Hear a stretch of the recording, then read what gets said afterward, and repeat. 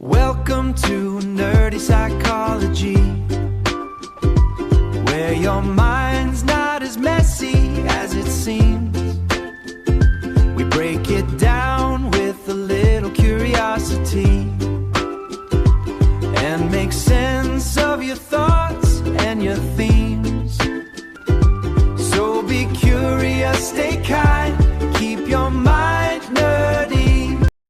Have you ever said yes to something and felt it in your body like immediately? Not later, not after thinking about it, but right there in the moment?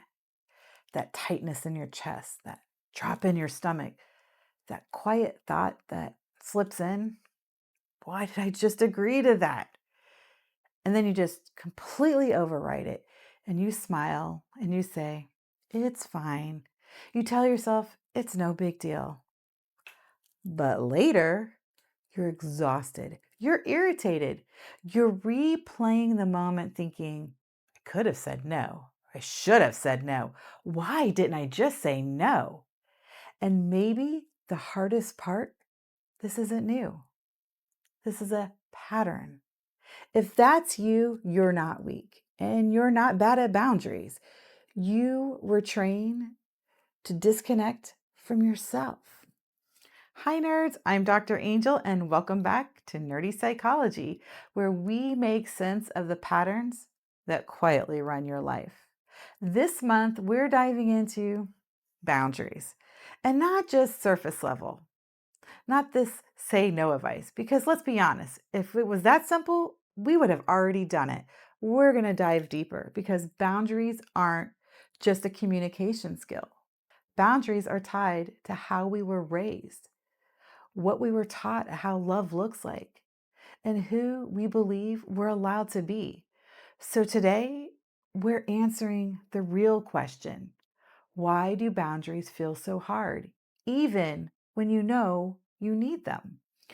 You were conditioned to be good, not boundaried. Let's go back for a moment, not to analyze your whole childhood, but to just notice some patterns. Picture a child sitting at the dinner table. They're full. They've had enough food. But a parent says, you need to finish your whole plate. So they do. And that seems small, but something important just happened. They learned to override their body. Or a child who's upset, and instead of being met with, "Ooh, I see you're upset or you're hurting," they hear, "Stop crying. You're fine. Nothing's wrong. Stop being dramatic." So what did they learn? Their emotions are too much, or their internal experiences need to be managed or hidden, or even the subtle ones that sound positive, like be nice or be respectful or don't hurt their feelings.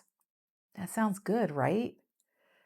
But what happens when being nice means you ignore your own internal comfort? So I'm going to break this down in a scenario. So let's fast forward. You're an adult. Your phone lights up with a message. Hey, can you help me out with something? And immediately you feel it. You're tired. You've had a long day. You honestly don't want to. So your brain doesn't go there. It goes here. They need me. It'll only take a minute. I don't want to be rude. So you say yes. And here's the important part. That decision didn't start in that moment. It started years ago when being good meant being available. When you've been conditioned this way, boundaries don't feel like a neutral choice. They feel like disobedience or disrespect or rejection of someone else. So, of course, they feel hard. You're not just saying no to a request, you're going against a lifetime of programming. Boundaries trigger fear. I want us to go deeper here because even when we know we're allowed to say no, something still stops us. And that something is fear. You get a text. Can you talk? And your brain instantly starts scanning. Is something wrong? Did I do something? If I don't respond, will they be upset with me? And even if you're busy, even if you're overwhelmed, there's this internal pressure. I need to respond to their message. And not because you want to or you have the bandwidth to, but because not responding feels like a risk. And here's what's actually happening inside your nervous system is asking, is it safe to disappoint? And for a lot of people, the answer historically was no. Maybe when you were younger, disagreeing led to conflict, or saying no led to guilt or punishment, or having needs led to withdrawal or tension. So now your brain equates boundaries with losing connection or causing harm or being rejected. Think about a time you did try to set a boundary. Maybe you said, I can't do that right now. And the other person responded with silence, disappointment, a tone shift, or, oh, okay. Nothing dramatic, but enough. Enough for your brain to go, yeah, we're not doing that again. So now you start pre adjusting. You say yes before they even react. You over explain to soften it. You try to manage their response before it even happens. And it's not because you're weak, but because your system learned it's safer to overgive than risk disconnection. This next part that keeps people stuck in this pattern the longest, because now it's not going to be just about behavior, it's about identity. You've been that one person to rely on, the helper, the strong one, the dependable one, that person who always shows up, who always fixes the things, who always carries the weight. And people see you that way. They appreciate you for it. And quite honestly, they expect it from you. So now when you try to set a boundary, it doesn't just feel like I'm saying no. It feels like I'm letting people down. I'm not being who they expect me to be. Am I becoming someone I don't even recognize? What's wrong with me? I once worked with someone who said, I don't even know what I want anymore. I just know I'm tired. And that line, that's what happens when your identity has been built around being everything for everyone else. Because at some point, you stopped checking in with yourself. And not because you didn't care, but because you were so used to adapting that your needs got quieter and quieter. So when you start setting boundaries, it can feel disorienting because you're not just changing behavior, you're redefining who you are in relationships. And that takes time. So let's shift the lens a little.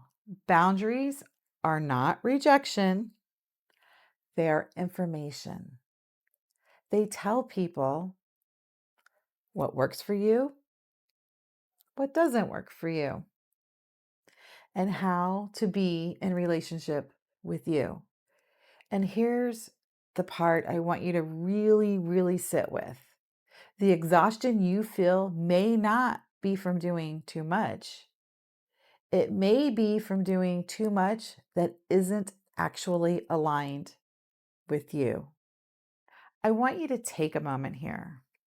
Not a big life overhaul, just a small moment of awareness. Where in your life are you overriding yourself?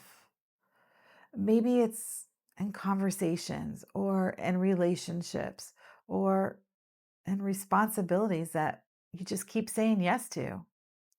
Drop one in the comments below, not to fix it, just to notice, because awareness is where boundaries begin. If this episode resonated with you, be sure to hit the like and subscribe, because in the next episode, we're going to break down how to actually say no without the guilt spiral that usually follows. If you're sitting there thinking, okay, I see the pattern, I feel the pattern, but how do I actually change it?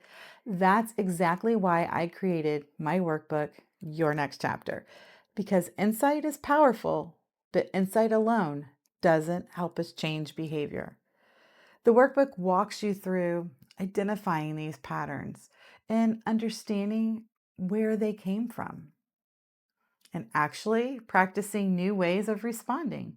It's a way that's structured, but still very real life. So you're not just thinking differently, you're showing up differently. I'll drop the link below if you want to go deeper with that work.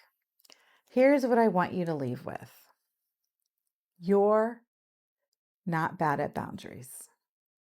You were just never taught that your needs were allowed to take up space. And learning this is not about becoming someone new. It's about reconnecting with the part of you that already knew when something didn't feel right. And as always, till next week, stay curious, be kind, and keep your mind nerdy. That's a wrap. See you next week.